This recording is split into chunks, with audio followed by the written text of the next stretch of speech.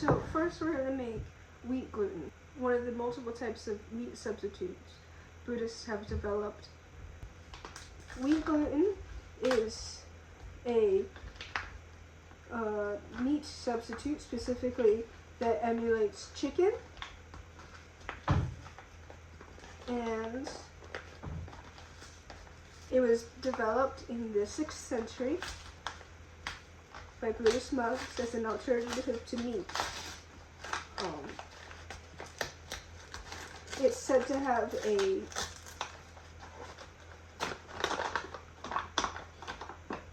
meat-like texture to it, and it's made by washing the starches out of a bread dough.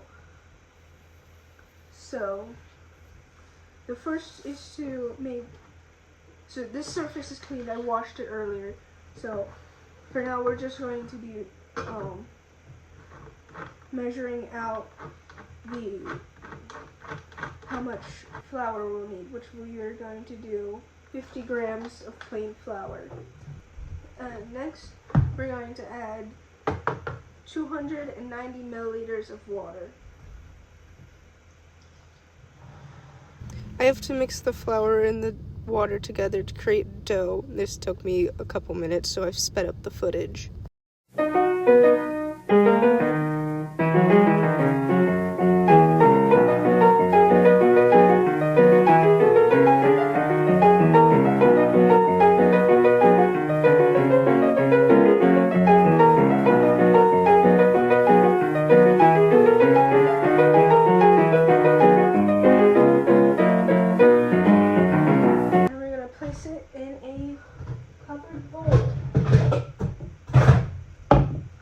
Covered bowl with a damp kitchen towel for 10 minutes.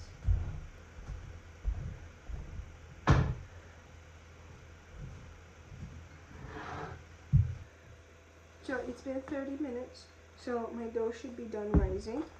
Now begins, oh boy.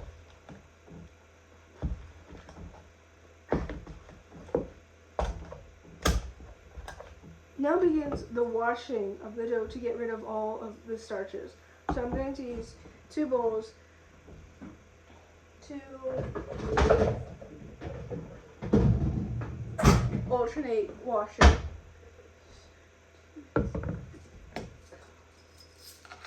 And you should continue to wash your dough until the water has become clear.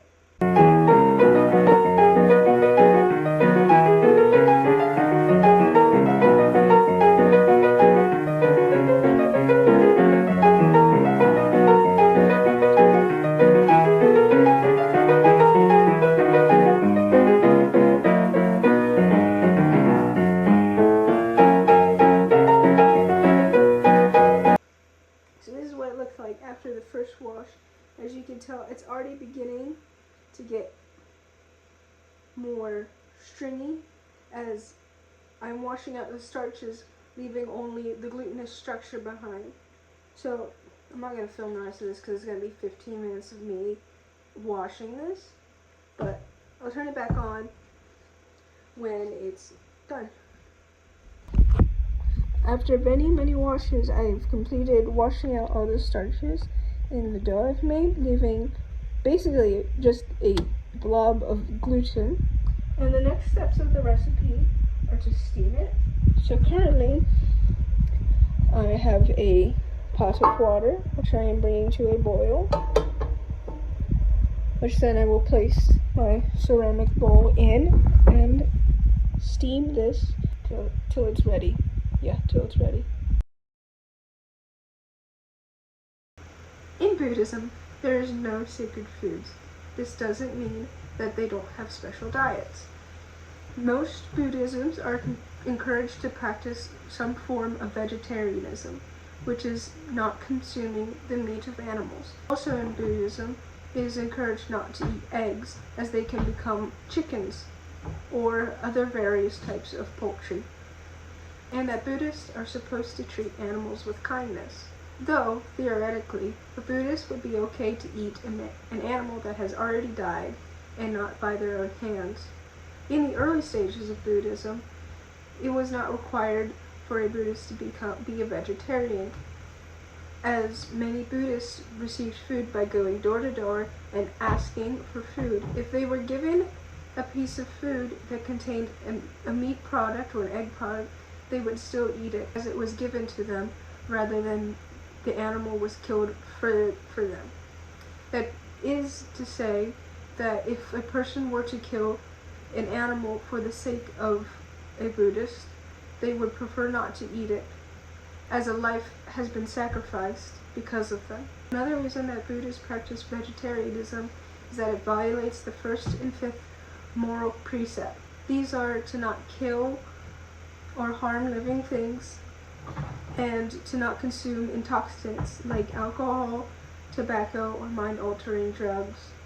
This fifth precept also incorporates some other aspects that Buddhists aren't supposed to eat. This includes drinking alcohol,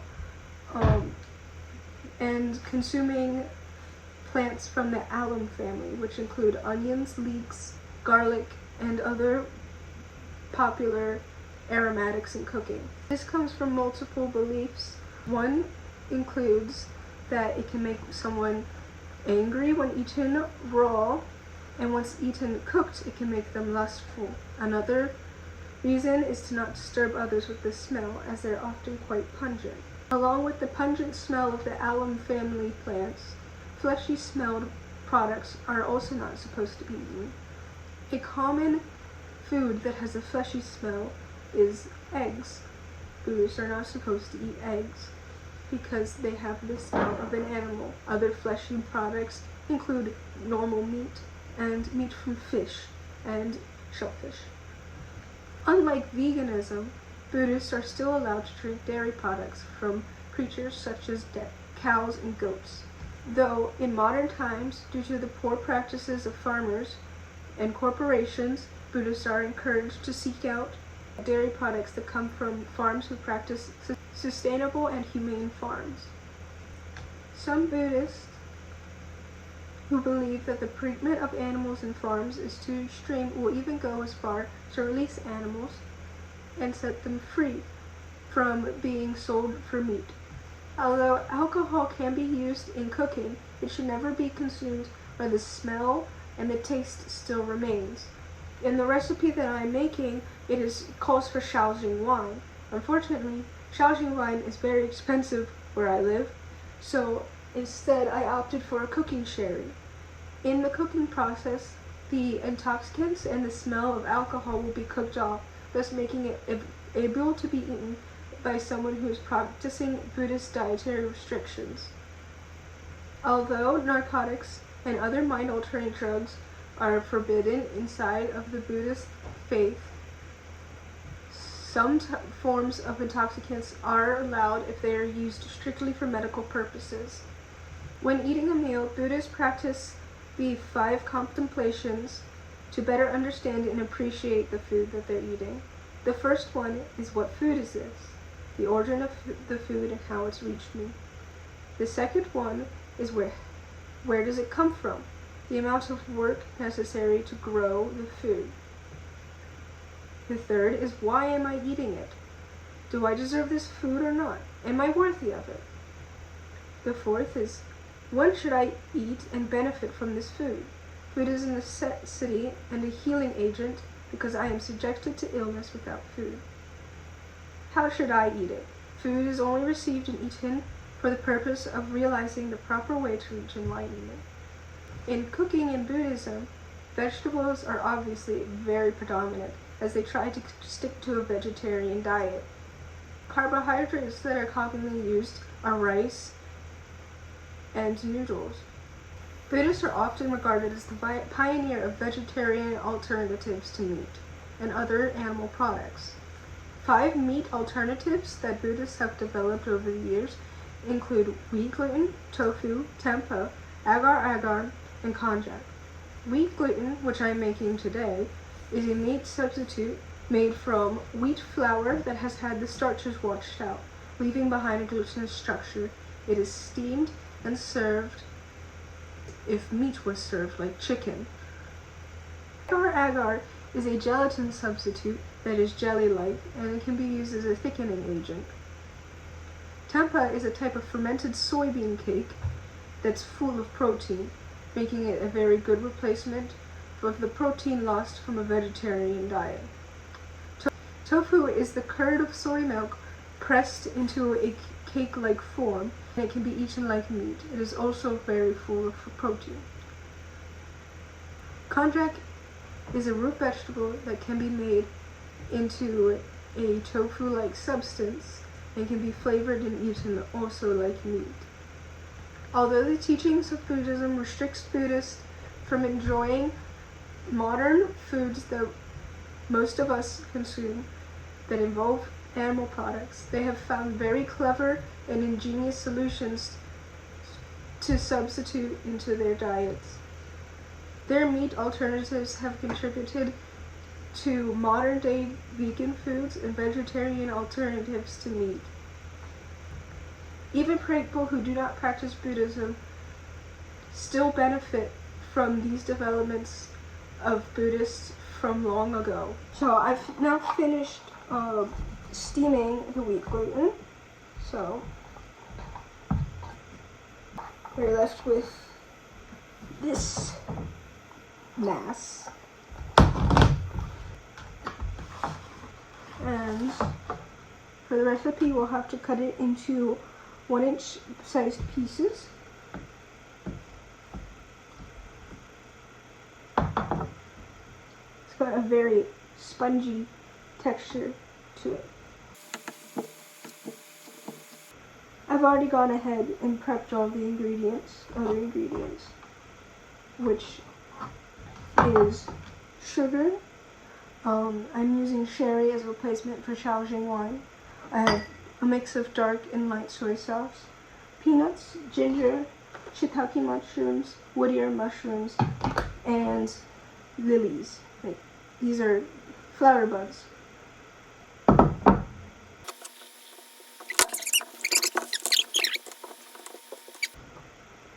Cut a little bit off just to try it plain. It's very squishy and it has a texture that's very similar to chicken. Of course, it doesn't taste like chicken. It tastes sort of just like nothing, so it would need seasoned. But its texture is very similar to chicken, like a chicken nugget.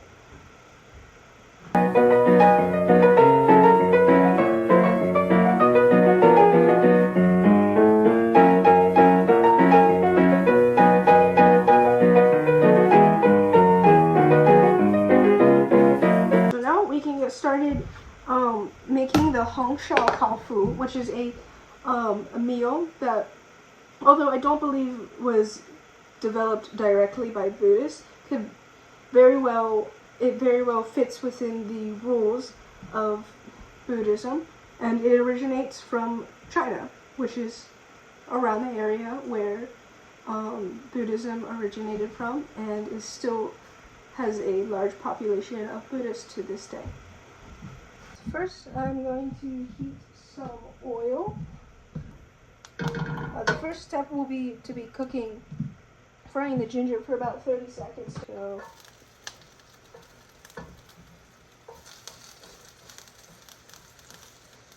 and then these will cook for about 2 minutes each, or 2 minutes before we add the other ingredients.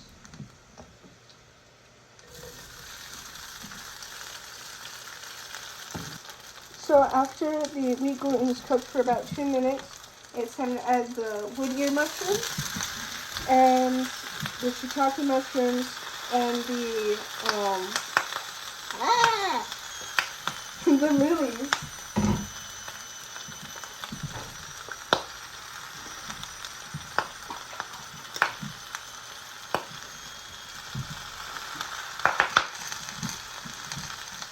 And beautiful.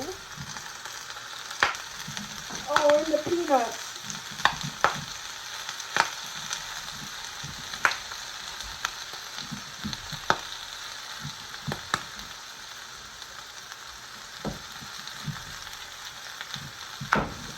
Now that I everything's mixed, I'm adding the liquid ingredients and the sugar.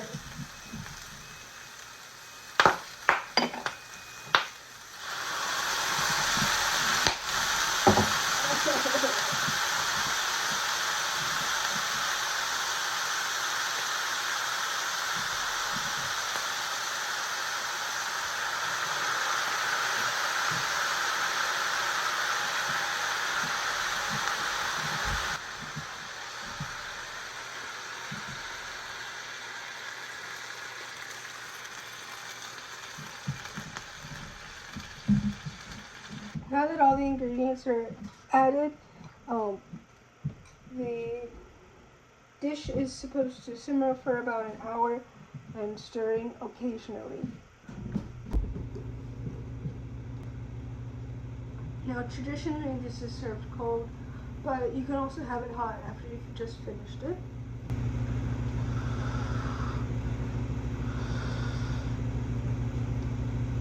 That is very tasty. The wheat gluten itself, it's a lot softer than traditional meats, but it still has has bite like chicken would. And overall, I think it's pretty tasty.